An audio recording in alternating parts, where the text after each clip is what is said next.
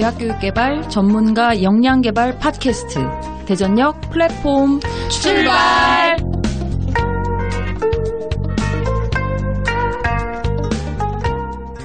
네, 안녕하세요. 대전역 오늘도 출발하겠습니다. 안녕하십니까? 안녕하세요. 안녕하세요. 네네. 오늘은 저 군자랑 네. 그다음에 제니퍼, 네. 쩡이 같이 하고 있습니다. 네. 저희 항상 시쭈가 같이 있었는데요. 네. 오늘은 특별히 바쁜 시쭈를 일 좀 보시게 하고 저희 셋이 모여서 특별판을 만들려고 합니다. 그렇죠. 그래서 저희가 대전역 아니고 대전 간이역, 예, 이렇게 좀 진행해 보도록 하겠습니다. 근데 우리 대전 간이역을 진행한 이유가 있다면서요? 예, 굉장히 중요한 이유가 있죠. 네, 뭐죠? 저희가 2주에 한 번씩 만나서 2편씩을 녹음을 해서 매주 하나씩의 에피소드가 올라가도록 그랬죠. 네. 규칙을 정해서 네. 진행을 하고 있었는데 8월인가요? 네. 주수가 더 많아진 게? 네, 한 주가 빌 것 그렇죠. 같은 네. 네. 비게 생겼죠. 그렇게 되었죠. 그래서 저희가 하다 보니 저희도 사실 재미있고 이 대전역이 너무 순조롭게 잘 진행되고 있어서 기다리실 여러분들을 또 저희가 생각해서 대전 간이역 네, 예, 맞습니다. 이란 주제로 한 주 또 놓치지 않고 여러분들과 같이 하기 위해서 지금 녹음 중입니다. 네. 예. 여러분들이 댓글도 달아주시고 간간히 관심도 보여주시는 것이 저희를 춤추게. 움직이게 하네요. 춤추게. 네, 이 열의는 거기서 나오는 것 같습니다. 네네. 좋은데. 예. 그래서 이제 저희 원래 기획했던 그런 주제하고는 좀 달리 대전 간이역이니까 오늘은 어떤 주제로 진행해 볼까요? 네.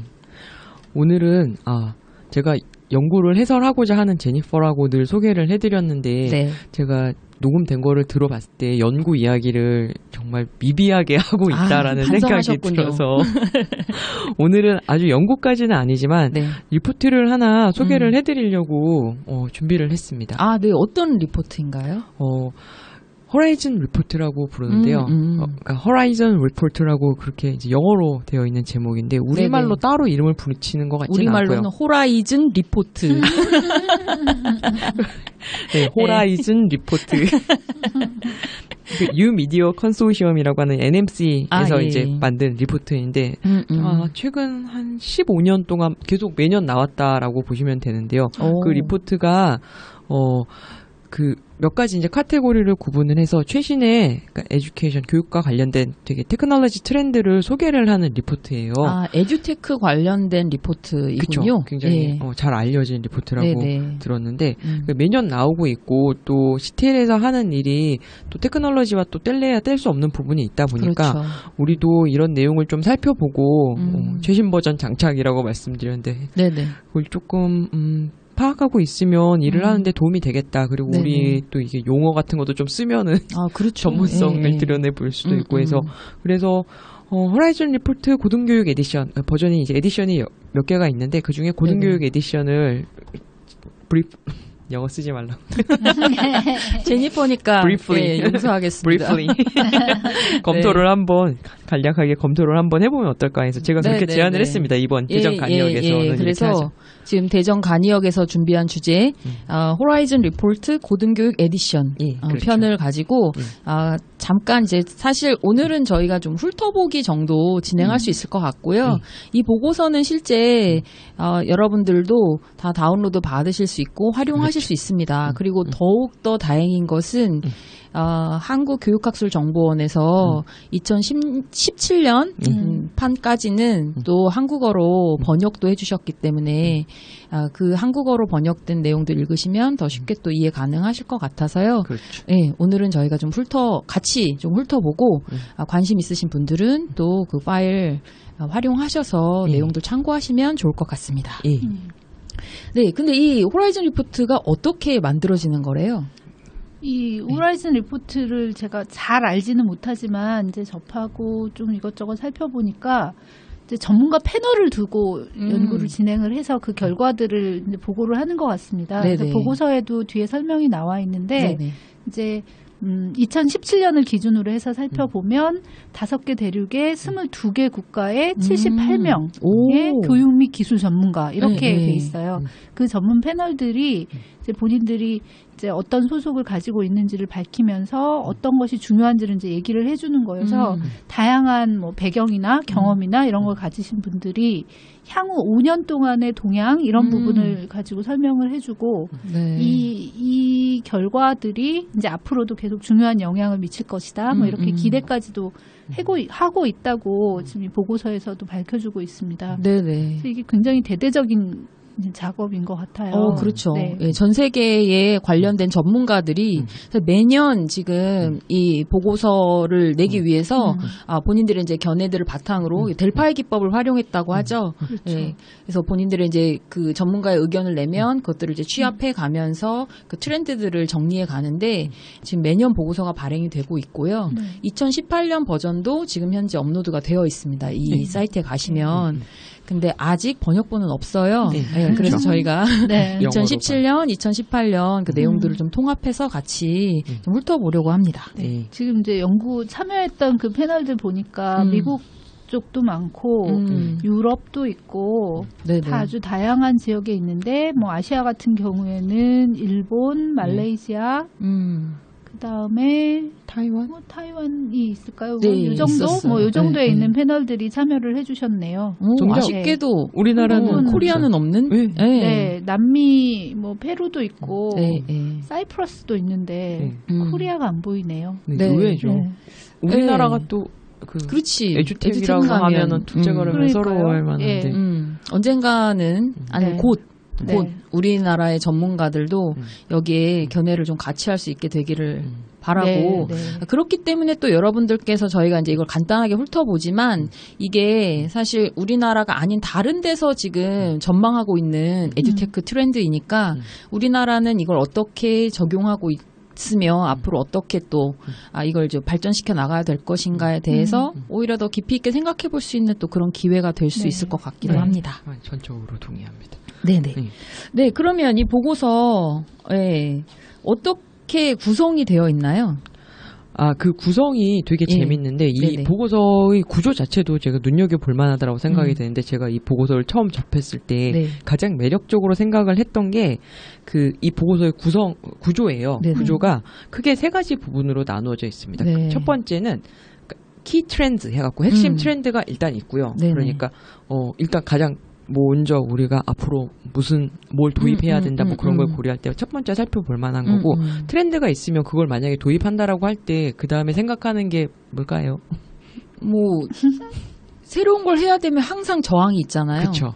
그러니까 뭐가 문제가 될 건지 이런 게 뭐가 발목을 잡을 것인가 그런 지점인데 그 방식으로 그 다음에 나오는 게 뭐 심각한 도전들이라고 2017 보고서는 해석을 했는데 시그니피컨트 챌린지가 뭐가 있는가.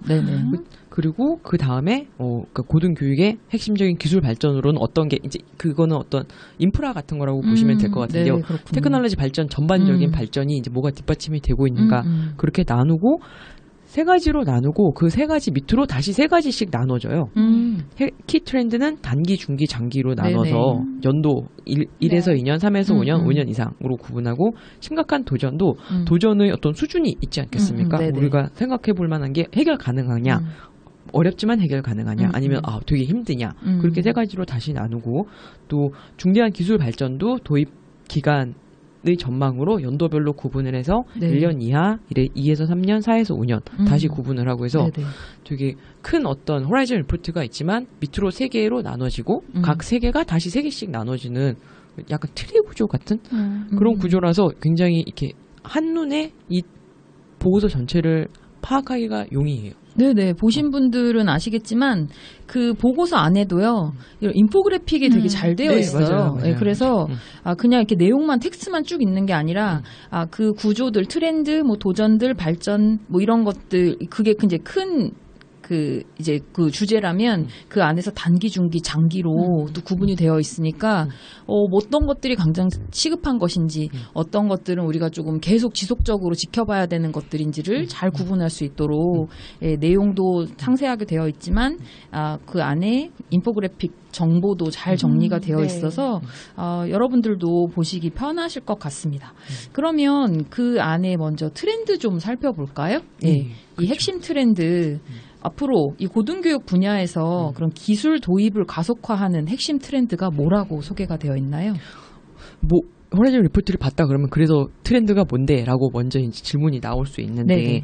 트렌드를 2017년 고등교육 에디션으로 기준으로 말씀을 드리자면은 그러니까 단기 향후 1, 2년 내에 도입 가능한 기술에 관해서는 첫 번째는 여기서는 혼합학습 설계라고 번역을 했는데 영어로는 블렌디드 러닝 디자인이에요. 그렇죠. 그러니까 우리 블렌디드 러닝은 블렌디드 러닝이라고 하니까 블렌디드 러닝이라고 그냥 하는 게 오히려 덜 혼란스러운 것 같고. 그냥 그대로 많이 쓰는 용어니까요.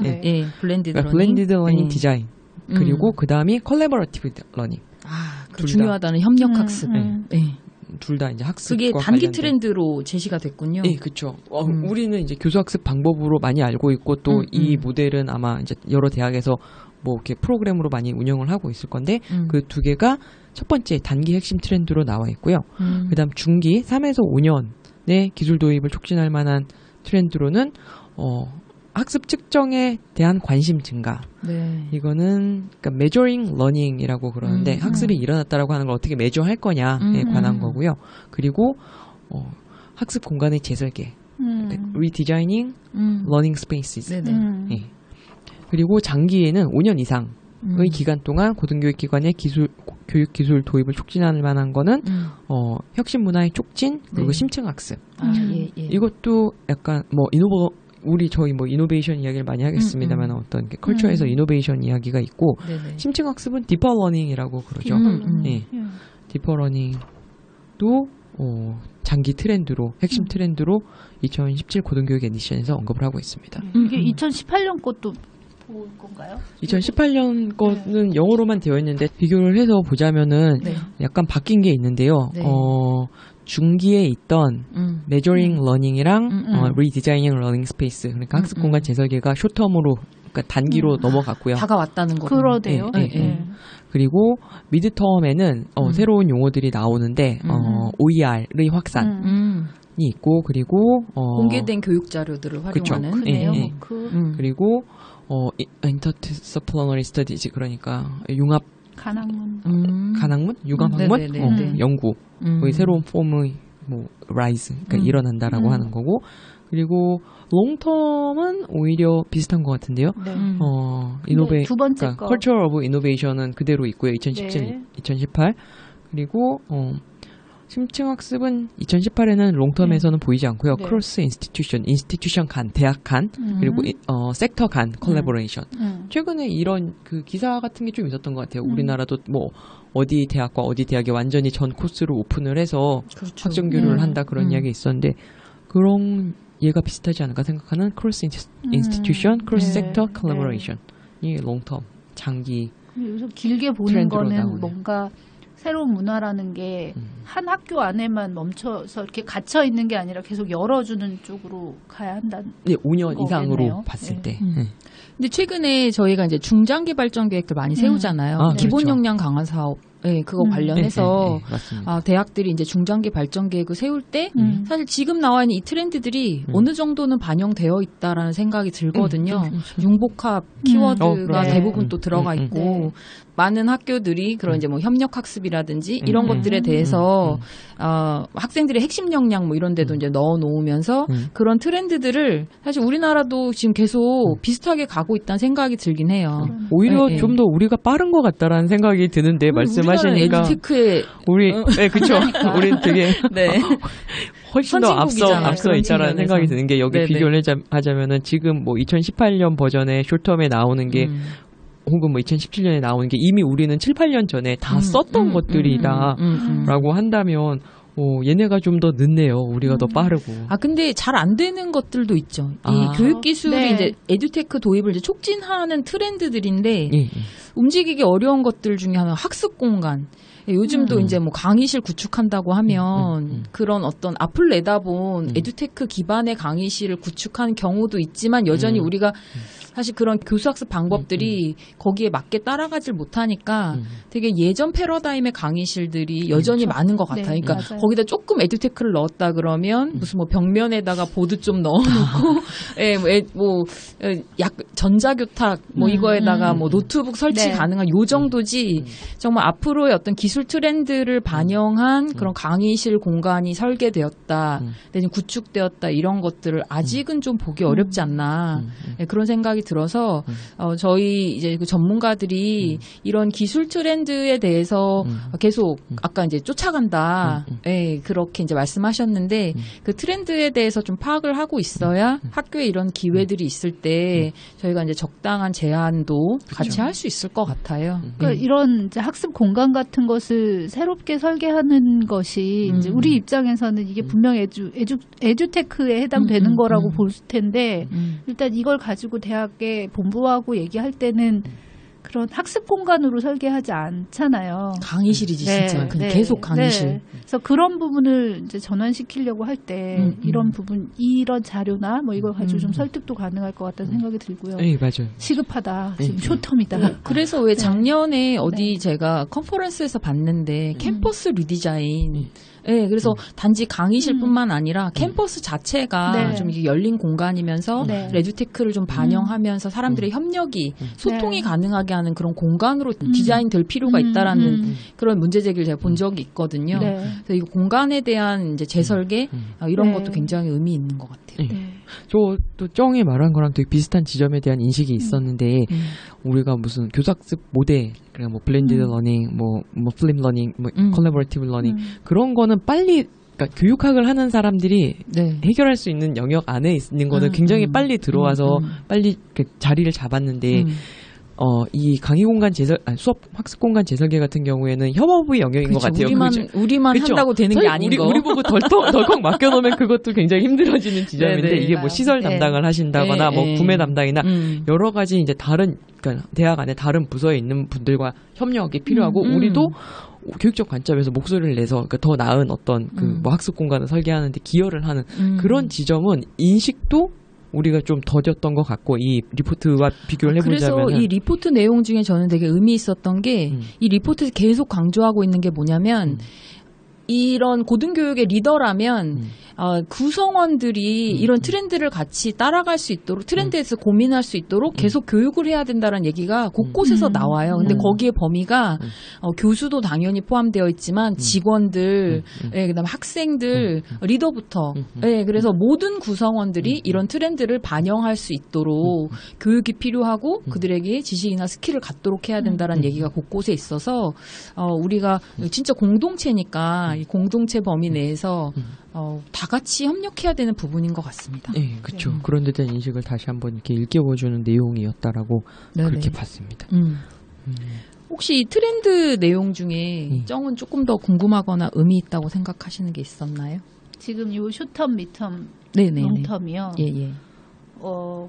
우선은 이제 의미가 있다고 생각되는 것 중에 하나는 지금 여기 보면 이제 OER 부분이 미드텀으로 들어가 있잖아요. 지금 우리 대학들이 거의 이 안에 한가운데 있지 않나 하는 생각이 들거든요. 그렇죠. 그러니까 매일 이제 공문이 접수가 돼요. 홍보를 바란다는. 그래서 모든 대학에서 지금 그 무크 활성화될 필요가 있다는 그 무크 그것을 생산하고 있거든요. 근데 이 부분이 그냥 의미 없이 양으로만 늘어나는 게 아니라 뭔가 조금 의미 있는 방향으로 만들어져야 되는데 OER은 정말 생각해볼 여지가 많은 게 이게 생산하는 쪽에 대한 어떤 드라이브는 되게 뚜렷했던 거는 맞는 것 같아요. 근데 이게 어떻게 확산이 돼서 어떻게 잘 쓰고 우리가 더 나은 사회로 가는데 이런 어떤 뭐 귀한 지적 자원들이 활용될 것인가에 관한 방안이 뭐가 있을까는 굉장히 고민스러운 부분이에요. 그런 의미에서 이 리포트에서 이런 그 변화들이 가능하기 위해서 필요한 제1번으로 제시된 게 뭐냐면 문화적 변화거든요. 그러니까 단지 기술이 네, 도입된다 네. 그래서 바로 사람들이 바뀌는 게 아니라 사람들의 인식, 그 문화 자체가 바뀌어야 되기 때문에 저는 이제 뭐 교수 문화, 그러니까 뭐 이렇게 가르치는 것과 관련된 거, 그다음에 학생들의 어떤 학습에 대한 인식이나 그런 문화 이런 것들이 같이 좀 변화되어야 하는. 그러니까 어떤 측면에서 좀 기다려야 되는 것도 있고 우리가 이제 너무 조급하게 그런 성과를 바라기보다는 기다려줘야 되는 것도 있지만 또 그런 변화를 촉진하기 위한 노력들은 뭐가 있을까 고민하는 것도 굉장히 의미가 있을 것 같아요. 그러니까 여기서도 마찬가지인데 그러니까 학생들의 요구나 필요는 이제 뭐 예를 들면 오른쪽 끝에 가 있다고 치면 교수님들이 움직이는 거나 대학이 움직이는 건 또 그 반대편의 끝에 가 있는 경우들이 많잖아요. 그렇죠. 그러니까 학교 움직이는 게 쉽지 네. 않죠. 네. 이게 그냥 단순하게 확산하는 게 양으로만 쌓아나가는 게 아니고 이걸 이제 대학에 있는 구성원들도 좀 의미 있게 쓸 수 있고 조금 더 편하게 다른 대학에 대해서도 좀 봐야 되는데 네. 저희 학교 같은 경우에도 뭐 좋다 뭐 외부에 있는 콘텐츠 보는 건 좋은데 우리 게 낫지 이런 생각 되게 많이 해요. 딴 거 왜 봐. 그러니까 그것이 이제 본인들에 대한 이제 약간 뭐라 해야 될지 모르겠는데 아니, 이니셔티브 뭐 예. 이런 것들에 대한 그 느낌이 그쵸? 대부분 네, 많이 아직 있는 것 같아요. 네. 우리 거 내지는 네. 내가 주도권을 잡고 해야 되는 거. 그러니까 지금 자꾸 벽을 대학 안에서 있는 분들은 벽을 자꾸 치고 싶고 이제 뭔가 전반적인 트렌드에서는 이걸 허물고 가자 이런 얘기를 하는 것 같고 생존 문제랑 관련이 그쵸, 좀 있지도 당장 않을까요? 그렇겠죠. 네. 네. 지금 우리 이제 민감한 상황. 이잖아요. 그렇죠. 전체적으로 네, 네. 한국의 대학들이 최근에 결과도 나왔고 그러다 보니 네. 이게 이제 OER이라고 하는 거 굉장히 긍정적 의미의 그런 이제 진짜 자료 공유일 텐데 그게 나의 어떤 생존 문제와 직결될 수도 있겠다라고 판단하시는 분들도 많은 것 같아요. 근데 이거는 단지 교육의 문제라고 보기보다는 사회적 변화와 같이 가야 되는 그렇죠. 부분이라서 그리고 나중에 또 기회가 되면 그 부분도 같이 이야기해보면 좋을 것 같아요. 네. 근데 지금 어려움을 이야기하셨는데 사실 이게 지금 이 호라이즌 리포트에서 얘기하고 있는 고등교육 분야의 기술 도입을 저해하는 심각한 도전들과 또 관련이 될 것 같거든요. 예, 어떤 것들을 이야기했나요? 챌린지가 뭔가요? 챌린지를 2017 고등교육 에디션에서 살펴보자면 일단 해결 가능한 solvable한 도전으로는 디지털 리터러시의 증진 그리고 형식과 무형식 학습의 통합 두 개를 이야기를 했고요. 뭐 형식 학습은 뭐 학교라고 하는 어떤 형식적인 기관 안에서 학습이라고 한다면 무형식 학습에는 일상적 경험과 우연한 기회에 학습하는 것과 같은 활동을 포함하며 이를 통해 학생들은 관심사에 따라 학습하면서 참여를 높일 수 있다. 많은 전문가들이 형식과 무형식 학습을 혼합하면 실험, 호기심, 창의성을 촉진하는 환경을 만들 수 있다고 한다. 저는 지금 설명 들으면서 생각한 거가 뭐냐면 학교에서 배운 수업의 내용을 뭔가 다른 방식으로 뭐 지역사회에 공헌하는 방식의 프로그램 형태로 바꾼다든가 예를 들면 서비스 러닝 같은 그게 또 그 예전에 서울여대가 지금도 아마 계속 하고 있을 텐데 이게 조금 더 확산이 되는 것 같더라고요. 지역사회 기반으로 하는 프로그램들 만들고 기여하게 하는 거. 그러니까 그걸 또 원하잖아요. 사회에서 대학이 지역사회에 기여하기를 또 원하는 측면들이 있고. 그러다 보니. 저는 이 부분이 이제 어려운 일이지만 해결이 가능하다라는 건 이제 학교에서 할 수 있는 여러 가지 프로그램들에 적용할 만하다 이렇게 생각이 되거든요. 혹은 또 우리가 되게 앞서서 이미 그거를 통합한 거를 뭔가 건설적으로 해결해버린 모델을 서비스 러닝이라고 하는 걸로 갖고 있지 않을까라는 생각도 드네요. 말씀을 듣고 보니까 우리한테는 말했듯이 이거는 이제 이미 solved 된 solvable한 게 아니라 이미 다 해결해버리는 우리는 해결해서 정말 시스템 안에 제대로 자리 잡도록 한 그런 도전일 수도 있겠다라는 생각도 잠깐 들었습니다. 근데 아직 완전하게 한국의 그 고등교육 체제 안에서 그런 형식과 무형식 학습이 통합된 수준인가 그냥 걸음마 단계라고 생각이 되고요. 지금까지 시도가 많았으니까. 그런데 이제 인식 수준은 조금 올라가고 있다. 그런데 대학이 일단 살 길을 좀 찾아야 되잖아요. 학령 인구 자체가 줄어드는 건 대학의 심각한 이제 도전이 위기죠. 되기 때문에 그때 왜 우리 학예 워크숍에서 힐링 특강 오셨던 그 송기령 부사장님이 특강했던 내용 중에 그런 거 있었거든요. 대학이 이제는 고등학교를 갓 졸업한 학생들 대상으로 하는 20대 초반 대상의 어떤 그들에 대한 교육만 지금 주로 이루어졌었다면 오프라인 대학들이 이제는 재교육 네, 이미 사회에 나간 사람들에 대한 재교육 기관으로서도 그 역할을 좀 해봐야 된다라는 제안이 있었어요. 네, 근데 그런 것들이 지금 여기 나와 있는 기술 도입이 필요한 또 이유이기도 하고 아직까지는 또 우리가 해결해야 되는 그런 도전들 제가 이 얘기가 이제 서비스 러닝하고 뭐 지역사회 기반으로 말씀을 더 드린 이유 중에 하나는 이제 예를 들면 지방의 작은 대학, 전문대학이거나 이런 경우에 살 길을 찾을 수 있는 것들이 형식학습으로 질을 높이는 게 아니라 어떻게 하면 이거를 삶하고 연결되게 본인들의 경력하고 연결될 수 있도록 설계를 다시 할 것인가. 이 부분을 좀 생각해서 도전을 해보시면 훨씬 아주 혁신 뭐 뒤에 있는 뭐 장기 트렌드로 되겠지만 문화 자체를 바꾸는 방식이 되지 않을까 하는 생각도 들더라고요. 그러네요. 그런데 그러면 이제 해결 가능한 도전으로는 디지털 리터러시의 증진과 형식과 무형식 학습의 통합. 그것 말고 어려운 도전과 힘겨운 도전들로는 어떤 걸 제안했나요? 어려운 도전은 우리가 이해하고 있으나 해결이 어려운 도전들인데요. 성취도의 격차가 첫 번째로 나와 있고요. 그리고 디지털 형평성, 이퀴티, 평등한 거, 뭐 그런 거 이야기하는 것들, 디지털 형평성의 증진, 디지털 형평성을 증진시키는 게 우리에게는 알고는 있지만 지금 불평등하다라고 하는 걸 알고 있지만 해결하는 데 어려운 도전이다라고 제시를 하고 있고. 근데 진짜 우리나라도 그런가? 그래요, 맞아요. 그리고 사실 이 해결 가능한 도전 디지털 리터러시가 있잖아요. 근데 디지털 리터러시 안에서 지금 이 디지털 기기를 제대로 사용하느냐 못하느냐뿐만 아니라 정보를 제대로 활용하고 탐색하고 분석하고 평가할 수 있느냐 이런 것이 이제 기본 디지털 리터러시의 핵심 요소라고 본다면 이 디지털 리터러시의 그 수준이 발달할수록 여기서 문제가 되는 건 격차거든요. 또한 그러니까 리터러시도 격차가 심해진다는 거예요. 그래서 이게 접근성, 이 형평성과 관련해서 리터러시랑 형평성 이것도 그러니까 단지 접근의 문제로 지금 되지 않는다는 거죠. 그래서 지금 보면 20대는 거의 100% 휴대폰을 가지고 있어요.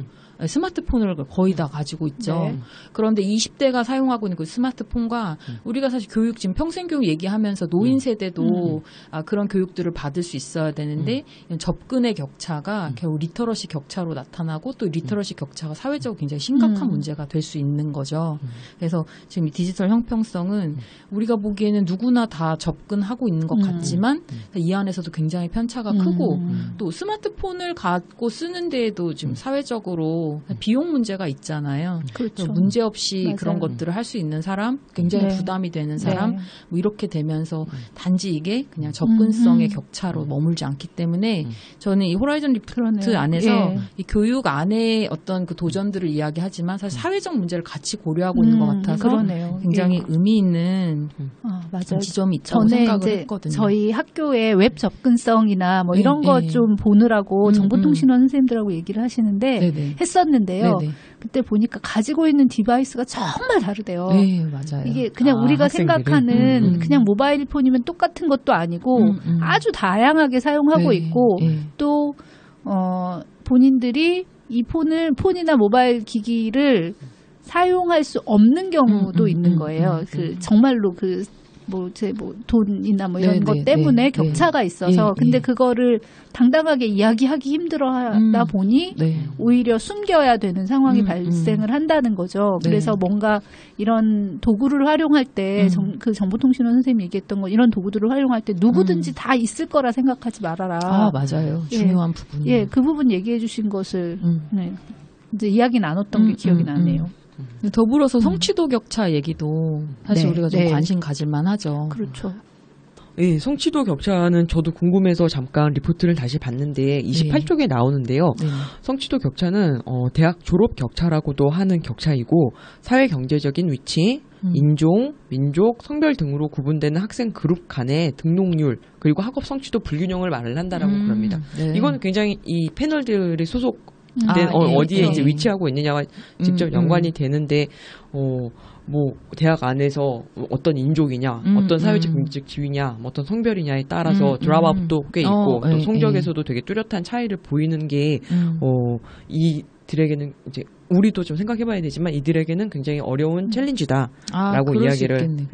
근데 우리도 이제 외국 유학생들이 꽤 많이 오고 있으니까 그 안에서 보면 진짜 그 유학 온 아이들 내지는 이렇게 뭐 교환학생으로 온 그런 학생들은 학점을 깔아준다고 학생들이 생각하잖아요, 사실. 그런 차원에서 우리가 앞으로는 지금도 좀 고려해야 되는 그런 대학들도 있겠지만 앞으로는 좀 지속적으로 우리도 계속 진짜 다문화 사회니까. 그렇지. 더 커져가는 어떤 그러니까 우리에게도 와닿는 준비되어 있지 않는 챌린지가 되긴 고민해야 하네요. 되는 그런 부분일 수 있겠네요. 진짜 놓치지 말아야 되는 것일 수도 있어요. 저는 처음에 이게 학업 성취도 격차인가 했거든요. 학업 성취도도 포함이에요. 됩니다. 그래서 교수님들이 맨날 얘기하는 게 수업에 들어가면 애들이 편차가 너무 커서 이 말씀이 그쵸. 그런 차원인가 했더니 그런 걸 포함해서도 그냥 다문화를 고려했을 때 나타날 수 있는 여러 가지 현상들을 담고 있는 거였군요. 네. 그다음 이제 세 번째 힘겨운 도전들이라고 또 되어 있네요. 힘겨운 도전들이라고 하는 건 영어로 위키드하다라고 하는 위키드하다는 사악하다는 이야기. 사악한 도전들이에요. 굉장히 순화된 표현이네. 힘겨운 도전들. 디피컬트한 것보다 더 높은 수준의 정의하기도 어렵고 해결은 더욱 어려운 문제들이라고 해석을 해놨는데 힘겨운 도전들의 지식 노후화 관리랑 교육자 역할 재검토가 있네요. 이거 뭘까요? 포트에 있는 내용을 조금 읽어볼까 봐요. 네네. 교육적 필요, 소프트웨어, 디바이스가 놀라운 속도로 발전하는 세상에서 지식을 조직적으로 관리하고 최신 상태로 유지하는 것은 고등교육이 직면한 도전이다.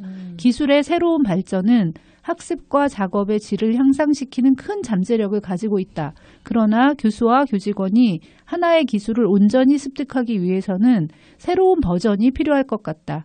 교육기관은 기술의 연장을 위해 노력해야 하고 대규모 투자에 앞서 예비 계획도 마련해야 한다. 어떤 도구를 선택했든 측정 가능한 방식으로 학습 성과를 심화시킬 수 있어야 한다는 압박감도 가중되고 있다. 그래서 고등교육 전문가가 효율적이고 통찰력 있는 방법으로 정보를 정제, 해석, 구성, 검색할 수 있도록 기술과 교육의 발전을 위한 프로세스도 정립되어야 한다.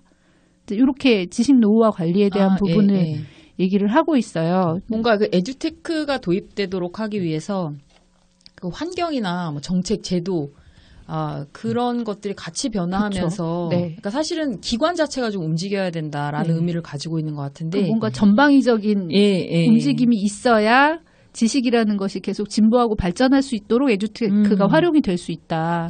근데 그게 쉽지 않다. 교육자 역할도 비슷한 거겠네요. 그죠? 그럴 것 같네요. 교육자가 어떤 지식을 전달하는 고등교육에서 지식 전달자로서의 역할에서 좀 벗어나서 학생들이 학습을 촉진하고 그들이 주도적으로 학습할 수 있는 환경을 만들어내고 해야 되는데 실제 이제 교수자들도 그런 인식의 전환이 쉽지 않은 거. 그러니까 결국 힘겨운 도전들인 것은 저희가 아까 왜 학습 공간 재설계도 학교가 좀 더디다. 기존 패러다임에서 벗어나지 못할 수 있다라고 말씀드렸는데 그런 차원에서 학교의 변화나 이제 교수자의 어떤 그 자기 정체성에 대한 인식 변화 이런 것들이 어렵다는 거네요. 우리나라만 그런 줄 알았더니 똑같네요. 이 외국 사람들도 전문가들이 진단한 게 비슷한데요. 네, 그렇죠.